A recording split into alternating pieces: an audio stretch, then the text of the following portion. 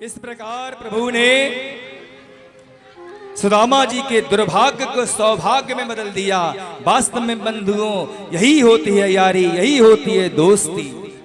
वृंदावन बिहारी लाल की जय। 7वां दिन आ गया, तक्षक नाग के काटने का दिन आ गया। परीक्षित से पूछा, लल्ला परीक्षित किसी प्रकार का डर तो नहीं लग रहा? परीक्षित ने कहा, गुरुदेव डर तो उनको लगता है जिनको विश्वास नहीं होता प्रभु पर, और हमको तो कोई डर नहीं है, हम तो परमात्मा की संतान है। तक्षक नाग आएगा वो हमको नहीं हमारे शरीर को डस कर जाएगा गुरुदेव। इतना जब कहा तो जो परीक्षित ने जब इतना कहा तो सुखदेव महाप्रभु बड़े प्रसन्न हो गए। प्रभु का परिवार बहुत बढ़ गया। बताते हैं एक एक रानी के 10-10 संतान हुई। कितनी कितनी हुई? 10-10। और रानियां कितनी हैं? 16। राज्य उनका ही था। और अधिकता जो होती है वो अधर्म को बढ़ाती है। अधर्म कहां से आता है? अधिकता से।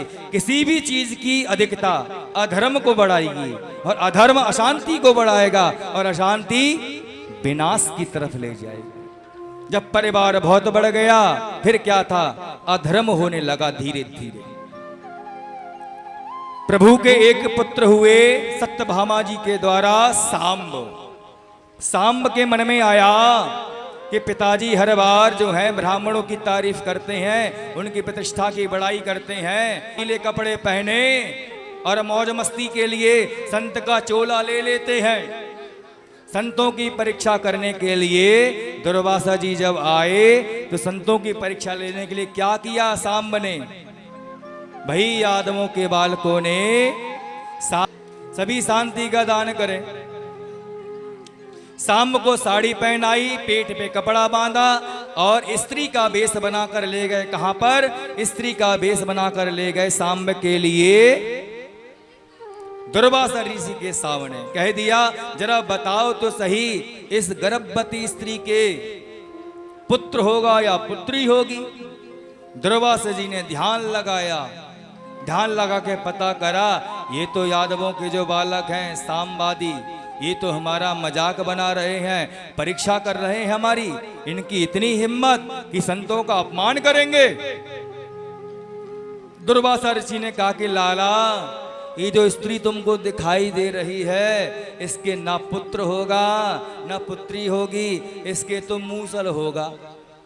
मूसल होगा, मूसल। और वो मूसल जो है तुम सबका विनाश कर देगा, एक भी नहीं बचेगा, तुम सबका विनाश कर देगा। क्योंकि तुम्हारी इतनी हिम्मत, संतों का अपमान करते हो, उनकी परीक्षा करते हो, उनका उपहास करते हो, हम तुम्हें श्राप देते हैं।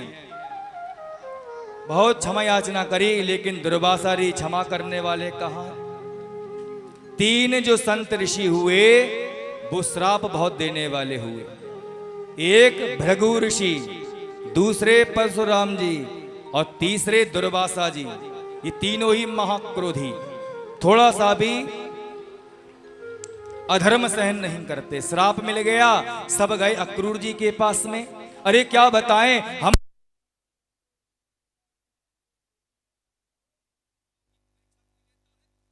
परीक्षा लेने गए, श्राप मिल गया है, डरो मत, इस मूसल को समुद्र के किनारे ले चलो।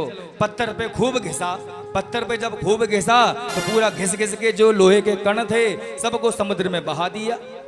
थोड़ा सा टुकड़ा बचा। अरे ये क्या करेगा, इसको ऐसे ही फेंक दो। अब दिया, बाद में उसको एक मछली ने ग्रहण कर लिया, और जो लोहे के कण को घिसा था ना मूसल के लिए, जो लोहे के कण बचे थे, उसके द्वारा लोहे के कण के किसी ने नहीं देखी होगी। भैया एल नाम की घास से ही तो सबका संगार हो गया, उसको कौन देख पाता। लेकिन फिर भी एल नाम की घास जो होती है वो तलवार की तरह पैनी होती है, जैसे एलोवेरा होता है, उसी के समान आकृति और तलवार की तरह पैनी। सब समुद्र के किनारे एक लाइन से सब उग गई, और जो टुकड़ा था उसको मछली ने ग्रहण कर लिया। होना क्या था भैया, अधर्म 5 स्थानों पर रहता है, फेंकने लगे। जुआ चल गया। आप सब लोग भी पूजन को ग्रहण करेंगे और भागवत का जो है अंतिम यहाँ पर श्लोक पूर्ण हुआ। सब लोग अपने हाथ जोड़ लें। भागवत का अंतिम श्लोक को बोलने से प्रभु की कृपा पूर्ण रूप से प्राप्त होती है। सब हमारे साथ बोलेंगे, नाम संकीर्तनम यस्य सर्व पाप प्रणाशनम प्रणामो दुख समनस्तम नमामि हरिम परम। ओम हरे नमः। ओम हरे नमः।